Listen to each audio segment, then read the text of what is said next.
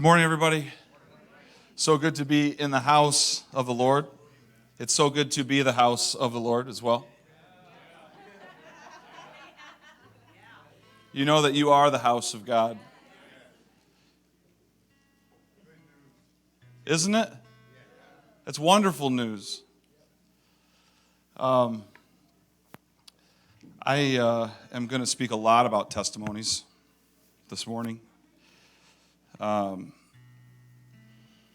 We've had some amazing testimonies in our Wednesday night cafe night, and if you can be there, I highly recommend that you are.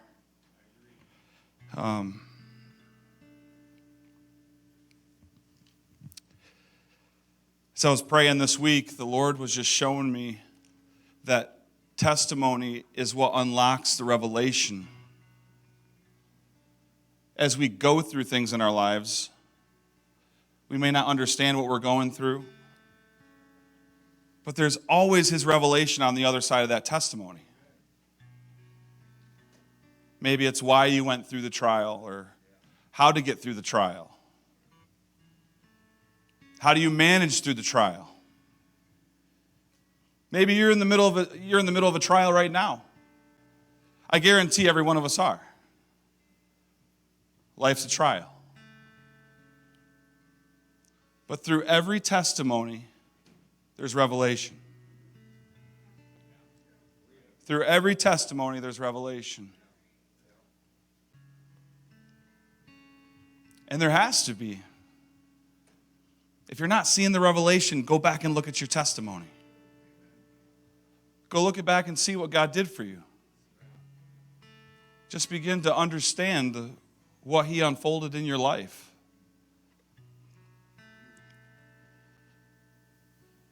So if you need a breakthrough in your current life situation, then you need to be at Wednesday night service. You just need to be there.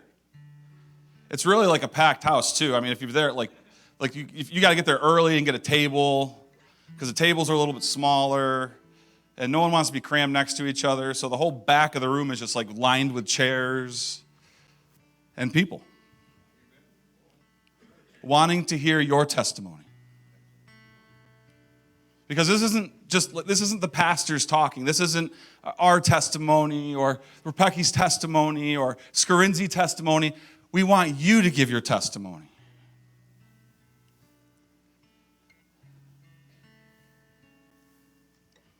Because we're a body and we want to share together the goodness of God and what He's done in our lives. Doesn't always look the same, does it? It never looks the same. It's always different.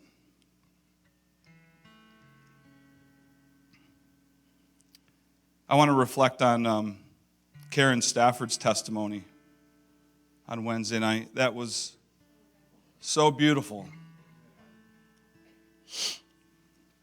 It unlocked a revelation in her heart. Karen said, she is the fruit of the Spirit.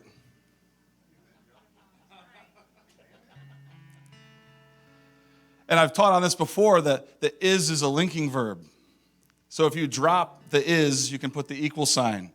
And Karen equals peace. Karen equals joy, patience, long-suffering, kindness, gentleness, self-control. And what that made me realize was that it's what we are, it's not what we do. So when you can realize what you are, you don't have to do it anymore. It's pretty simple, right? So when you realize what you are patience. You are kindness. You don't have to look for it. Stop trying to be it. The moment you try, you're not are anymore. You're not is anymore.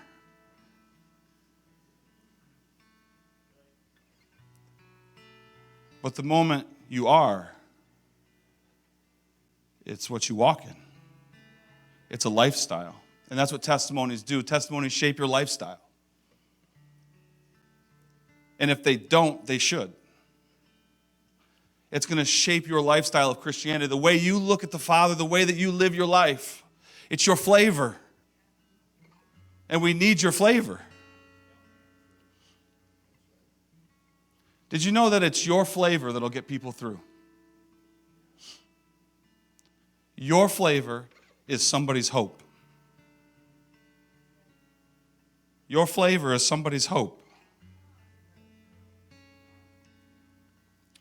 Stephen and Ellie, they had a word, and this is so powerful. Stevie, I just saw your diligence and believing that would happen. He went from talking about how he was like sleeping all day, and he has his business to run, and it was kind of he didn't want to do it anymore, but he did, and he had to because it was work, and paychecks ends to a means. Started applying himself, seeking help, getting counsel from different people, different businessmen and pastors to help him through, and the business grows 1,000%. Am I right, Stevie? 1,000, not 100%, not 150%, not 500%, not 900%. There's a lot of percentage in here. When you think about 1,000% growth, I think that's good. I think that's what we want. And it doesn't have to be just for your business, it can be for your life. Because that's what God's in the business of doing. He's in the business of blessing you 1,000%. He wants to bless you 1,000%. He sees what you're getting into right now. He sees the business deals that you're working on right now. He sees the life deals that you're working on right now. He sees everything you're doing right now, and he wants to bless you 1,000%. Isn't it good? And I just saw as Steve, he had this really funny story of the Xbox, and he was playing video games and wasting away a little bit, and he brought the Xbox to his wife and a hammer. And she didn't want the hammer. She went ahead and used like a shower and water and chocolate syrup.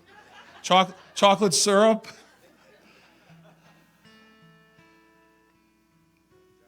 Got the job done. Got the job done. And then marriage reconciled, friendship reconciled. Best friends.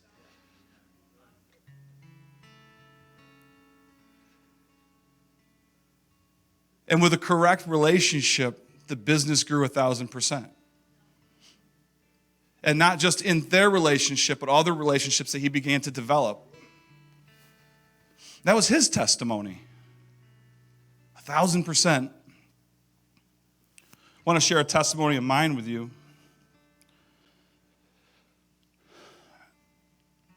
Aim and I had a mortgage bill to pay one time, and couldn't pay it. And so we prayed, and payment date came and went. Then the phone calls start. You gonna pay? I just ignored and I went to God. You got to do something. I don't know what to do. Everything I was making was like burning. It was like there was like a bottomless pit inside my checking account that every time I looked at it, it was like this negative sign next to it. And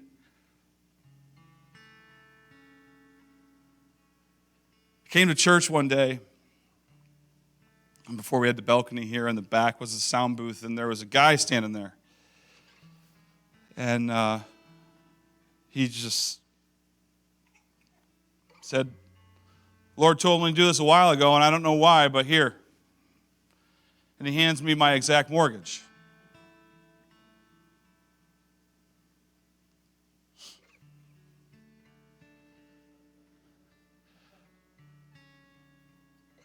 Went, paid the mortgage, and almost from there on out, it like just became simple. But one of the reasons it became simple was because I realized the consistent power of God. That whenever And I use other people's testimonies. I probably use your testimony when in my own personal prayer time. I think you just heard Pastor Mark say, like, if he's done it for you, he's going to do it for me. So anytime I come up and I face anything when it comes to finances, I can look back at that testimony and go, no. No, this is what happened. This is what happened. The power of consistency with the Father is something that you have to lean on. It's something that you have to just put your shoulder into and never let go.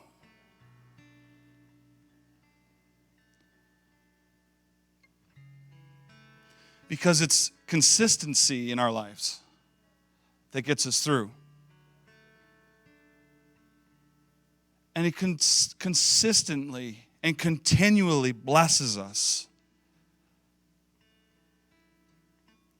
with everything that we need. And I'm just so grateful. So grateful. He always pulls through. So there's four things here about these testimonies. One is see your victory, even if it's through other people's testimonies. Be diligent and believe. If God will do it for them, God will do it for you. Unlock the revelation. There's a revelation in every testimony. And walk in victory. Begin to know the power of God's consistency. So right now, I guarantee there's people watching here in the room. You're in the middle of something. Are you looking at your victory right now?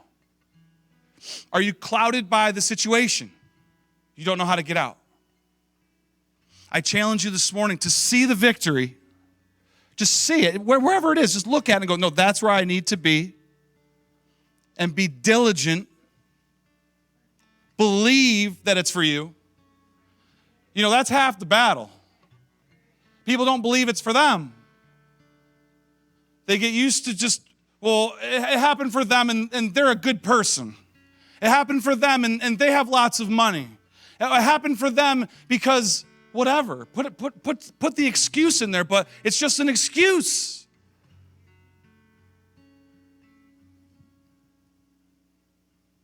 It's just an excuse. So your breakthrough is going to start by seeing the victory, being diligent, and believing that it's yours.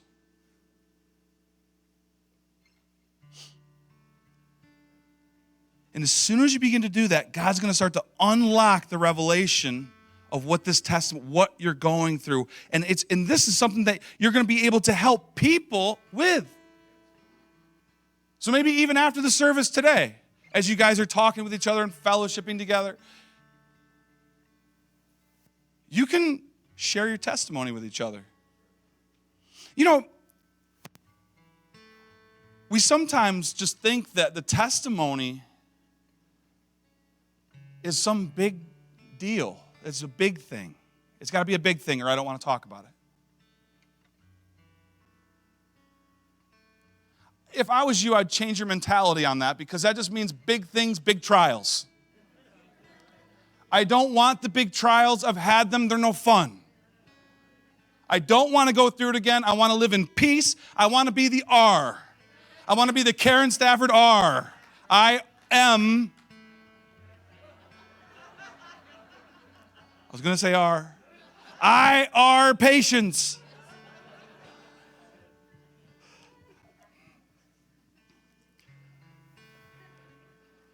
But when it's your lifestyle, it's what you are. So you can see what I'm saying. It's your testimony shaping your lifestyle.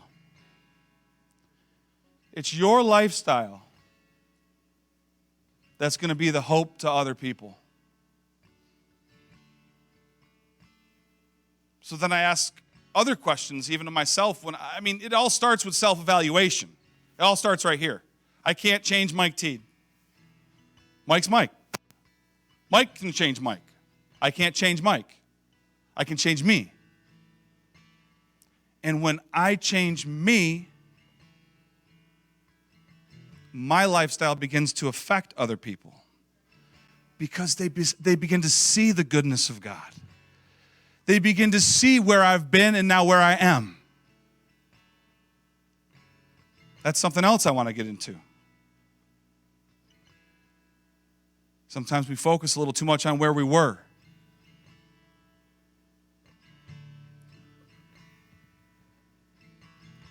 But if we don't realize the power of our testimony, well, then the devil's just stripped you of power. And I can't, I'm just so sick of it. I'm sick and tired of people falling prey to the devil. I'm just sick of it. I just think about all the testimony, all the goodness in your life. And being stolen by silence. It's stolen by silence.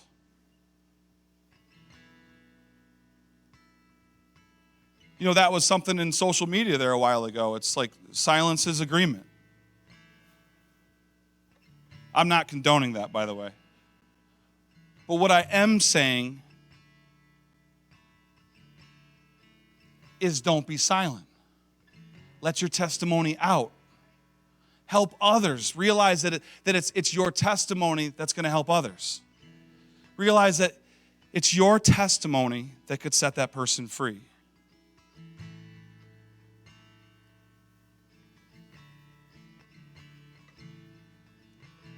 So when I received that money for my mortgage from that guy, it's something that even you can turn and look at.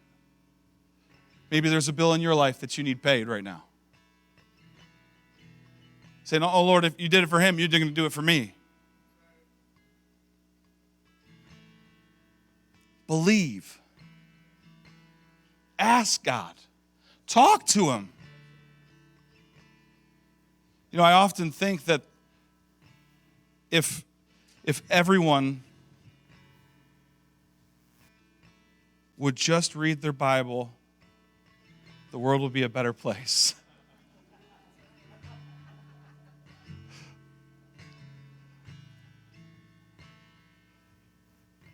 Now, don't hear me wrong. I'm not talking to the Bible readers out here.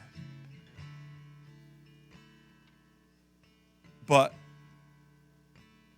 I just sometimes I sit down and I can't get enough of the Word. And I just begin to read and read and read and read. And it really sometimes it's hard because when you're trying to prepare for a message and you're just like, I just want to just give them that shot. Just give them that one thing, that something that you can walk away with. You know, they say that after everything I've said today, you're going to remember nothing. That's their science. So you know what you're going to remember today? You're going to remember that I just said that. That's what you're going to remember. You're going to remember that I said you're going to remember nothing. So when I come up to you and go, what did you remember? You're going to say, nothing. So let's get it out of the way now. Everybody say nothing. Nothing. Okay, good. So now you can't use that?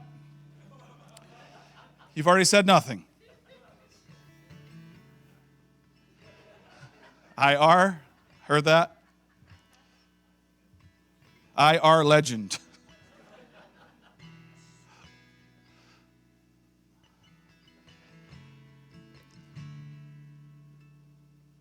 Testimonies are just so fun to me, though. It's like right now, I just feel like I'm sitting with my family and sharing with you guys from my heart that the power of my testimony is what I want to emanate out of me.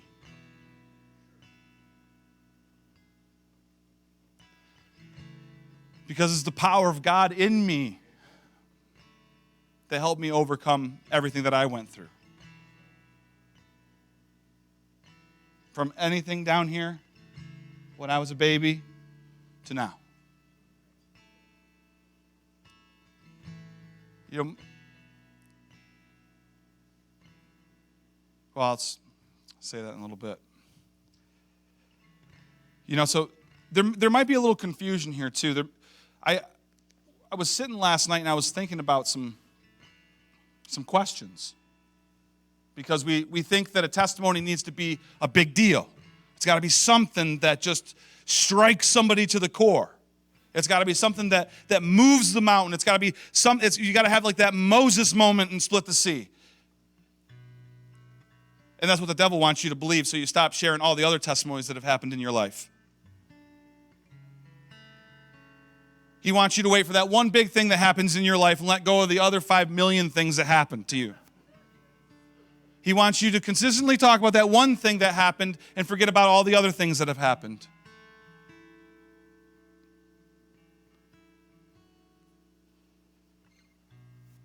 So I have this question, what is a testimony then?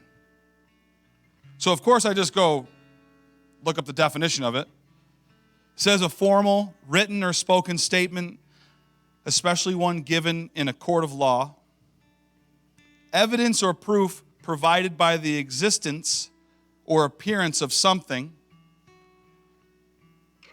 a public recounting of a religious conversion or experience. Immediately after I read that, I was brought to Luke 8.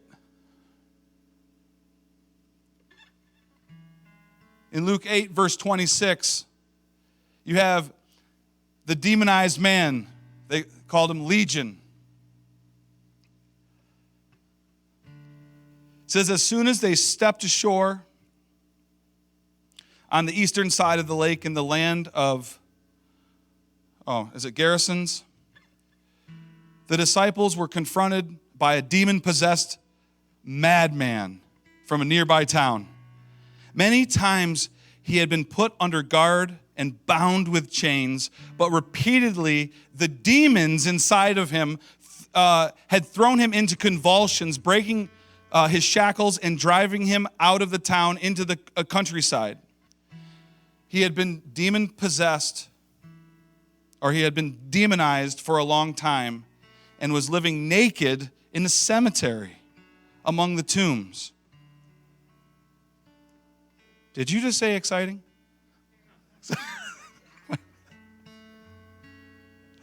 That would be exciting. Can you imagine getting off a boat and running into this? What's that? Yeah, not exactly a Carnival cruise, more like a Disney cruise maybe.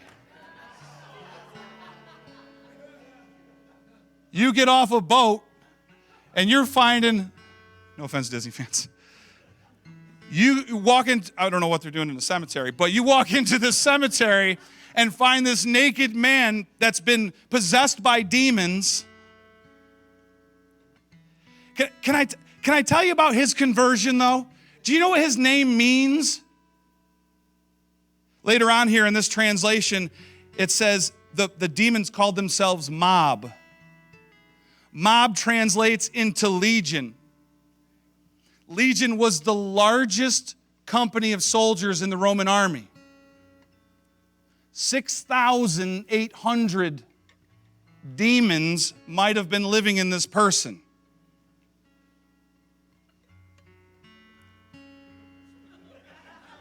I have sometimes been concerned with the one or two that bother me. This dude was named Legion by the demons. Okay, so let's say he didn't have 6,800, even though that's what Legion actually means. Maybe he had just 1,000 demons. So here we go with the 1,000% again, Steve, right? It was either 10%, 100%. No, there's a lot of demons in this dude.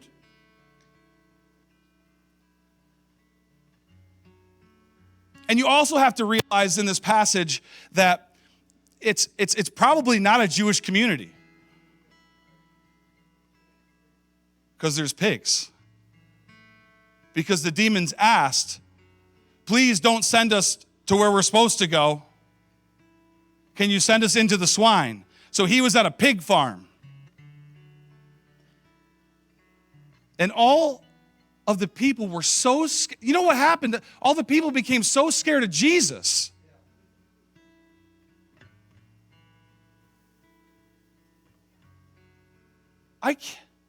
I'm like thinking about that right now. I'm thinking, this man just naked, breaking chains, shackles, whatever he had on him, going in convulsions, is up now and is normal.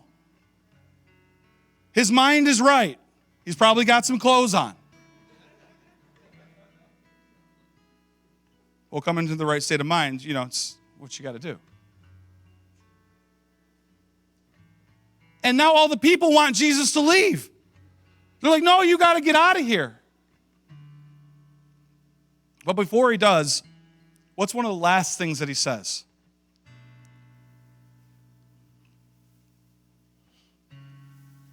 Luke 8, I think it's verse 39.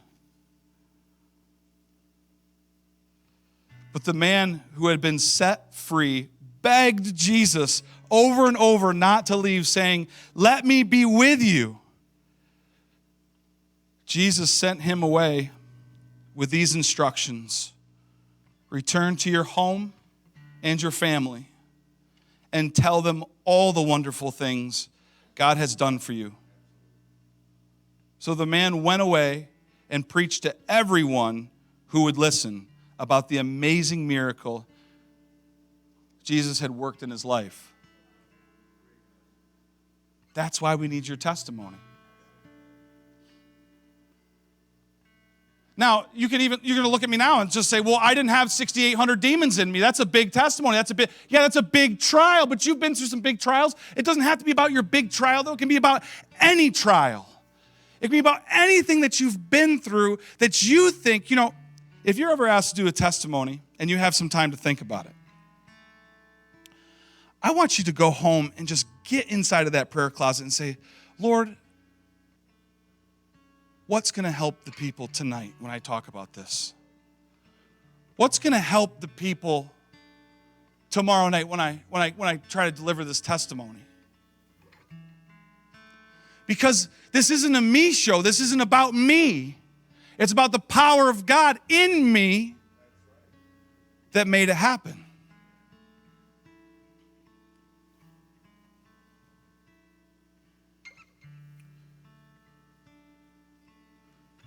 Pastor Chris often preaches about a man with an experience can never be beaten with a man with an argument.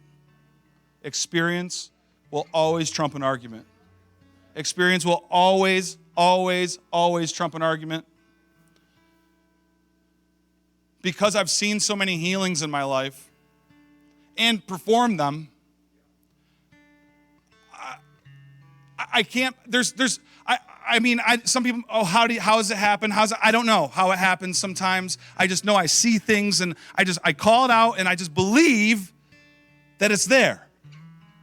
Someone comes up, receives their healing, end of story. Got into an argument with a guy one time. He had me too. He had me going for a little bit. He's like, no, it's not for today. It's not, that's not what the Bible talks about. And he had all these reasons. And I started to consider with him these reasons. And I'm thinking, wait a second. It was like the Lord just popped back into my mind the experiences that I had. And I looked back at him, I was like, you can't take away my experience. And he says, what are you talking about? I said, actually, I'm not talking to you, I'm talking to the devil. But listen, you can't take away my experience because I know that when I walked into Africa, there was one time, there was a line of people almost as wide as this room. I called out for healing in their knees. These people's knees were all shot. And I went down and I was slapping them. So I had them hang out their knee like this, and I hit them about that hard. And there was a bunch of them, men, women, and children. And that day was our first day of a crusade. I think it was the last time I was there. And when you go do a crusade in the village, they let you do your first night. And then they judge you. The chiefs of the village, they judge you. They say, you can come back. Or, no, you're not welcome here anymore. Pack up your stuff and get out. Well, I didn't know that this older lady, most of the time the chiefs are men. And in this village, I don't know if the husband died or if this lady was just elected chief. It doesn't really matter, but she was the only one in a little wooden chair on the side of the crowd. And when I did a call for knees, she came up. So I thought there was something a little special about her, but I didn't really think about it too much. And I went down the line, bam, bam, bam, bam, bam, bam, bam, bam. Had everyone testify in their language that God had just healed them. And then I saw this little boy run from the chief to the guy that we were with. His name is Peter. And the little boy ran away. That stuck in my head. So at the end of the night, I asked Peter, I said, what's the deal with the little boy? And he goes, Mark, that was the chief of the area. She's healed. Her knees are completely fine. And she was jumping up and down. And she wants you to know that you can stay. I said, well, that's great, because I really didn't want to leave. We were having so much fun.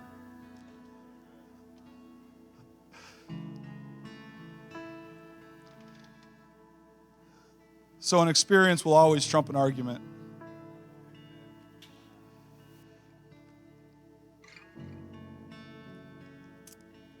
It's another question. Why am I not seeing victory? Why am I not seeing victory in my testimony? Why am I not seeing victory in my life in this area? It's because of lack of identity.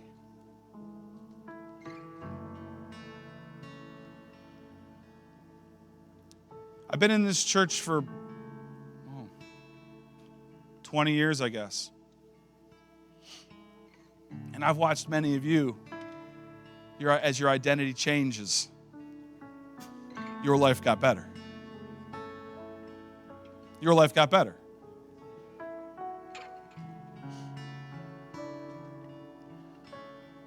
So if you're asking the question, why am I not seeing a victory? Maybe you should take a look inside at your identity. What are you identifying with? You know, I was saying earlier that I wanted to get back to this point of the testimony. Now, we have all sorts of different testimonies in our lives, and sometimes we decide to look at a little bit of the vomit side of it. Because people think that's where the power is. You ever get into a group of friends and you just start talking about like testimonies or stories, and one trumps another and another trumps another and another trumps another, and it's just like this building thing, and then all of a sudden, and it's really just meant to tear people down and shut them up because your story's better than mine. Why am I going to talk now?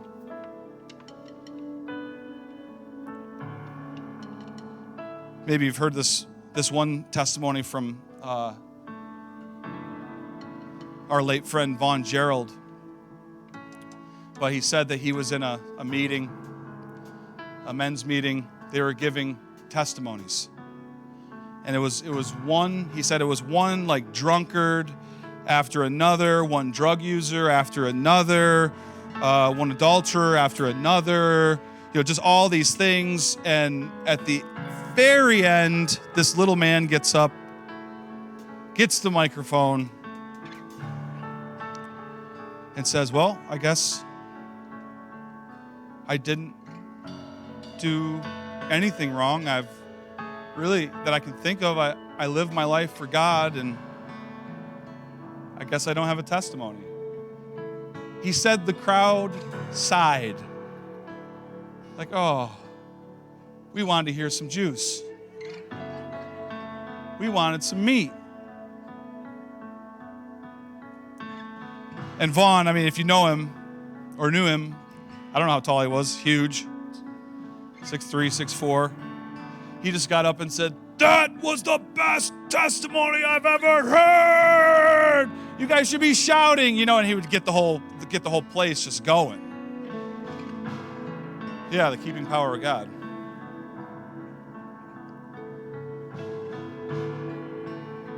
So One of the last things here I just want to leave you with, and as people have been given testimonies on Wednesday nights, one of the things that I've really encouraged them to do is not talk about what you were saved from, but talk about what you were saved into. Because it's not about where you're from. The more we talk about where we're from, the more we glorify the sin. And I'm not into glorifying sin, I'm into glorifying the Father. So as I glorify the Father, all that stuff goes away. All the dirt, all the stuff. People are going to find out everything. People are going to talk about everything. Don't be those people. Don't be that person. Don't be the one that people run. If people are running to you with wild stories all the time, there's a reason.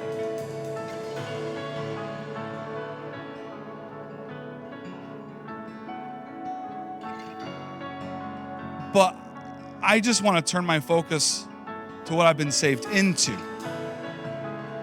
Because when I realize what I've been saved into, I never have to reflect on what I was saved out of. I never have to reflect on what I was saved out of. I can always reflect on what I was saved into.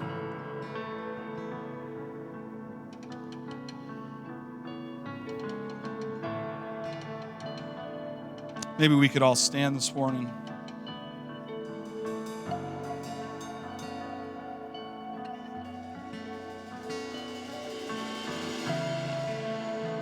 Your testimony is not a tool to measure up to someone. It's a tool to lead people into the same kingdom freedom as you know and experience. I want people to experience the kingdom freedom that I experience. I don't know about you. So I know when I reflect on the old stuff, I'm bringing them, oh yeah, I was there, I did that. You know, I will tell someone, I know exactly what you're talking about, and I don't want to talk about that anymore because I want to talk about what you are.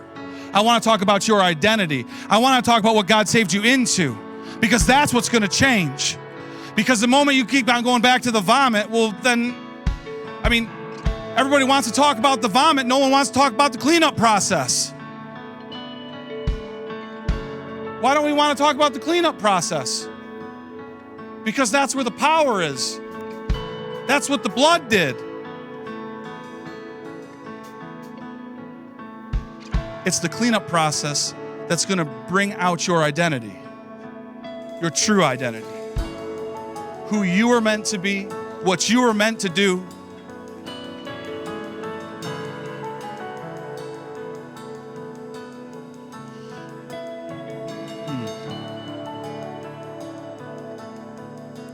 So I just want to repeat these. 1, see your victory. See it, even if it's through other people's testimonies. 2, be diligent and believe that it's for you. If God did it for someone else, He'll do it for you. 3, unlock the revelation in your testimony. I'm telling you, on Monday, that's what God spoke to me. Testimonies unlock my revelation.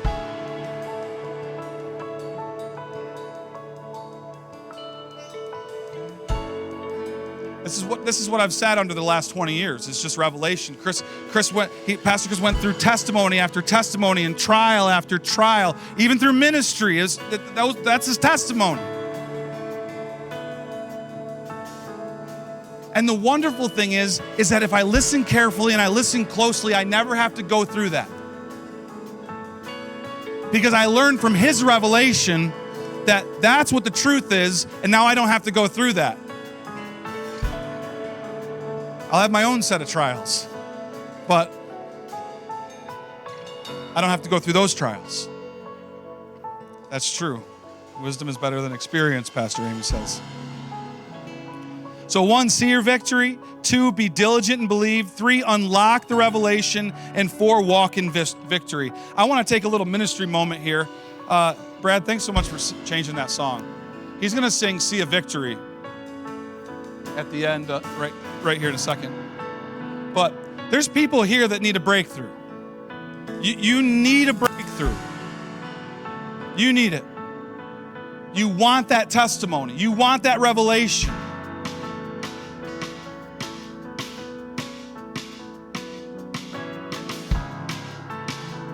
And what I'd love to do is, if you need that, I'd love for you to come forward. And as they're singing this song, I'm just going to lay my hands on you. And I want you to feel the breakthrough. I want you to recognize the breakthrough. I want you to believe it's your breakthrough, because this is your breakthrough. If you need encouragement, I want you to feel encouraged. I want you to hear the voice of God. Stand there for a second and listen. God's going to speak to you. Father, I thank you for breakthroughs in this moment. I thank you for every breakthrough in this moment. Father, I thank you that you are going to speak to people. Lord, I thank you for testimony. Yeah, the Bible is a testimony. Story after story, and person after person, and trial after trial of things that we never have to face when we apply that wisdom.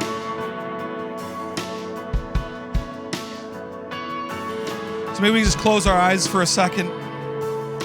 And I want you to consider if this is you or not. You know, this message is for young and old. Don't tell me that, oh, I've already heard the testimony message. I've already heard that. Because if that's what you're saying in your heart, you haven't heard it. You haven't heard it.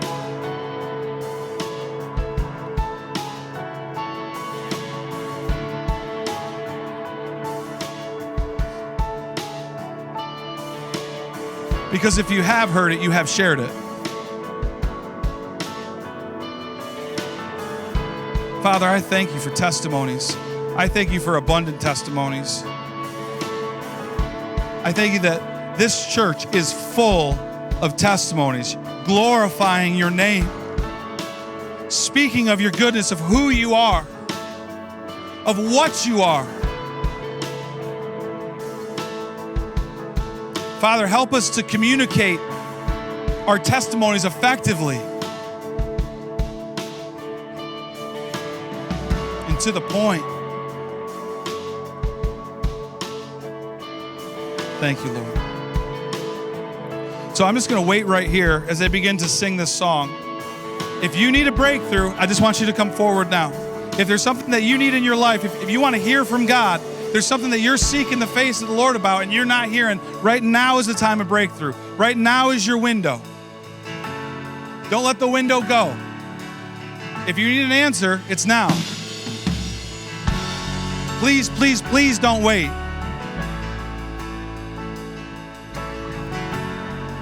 After I lay my hands on, I just want you to stay there. Your goodness is running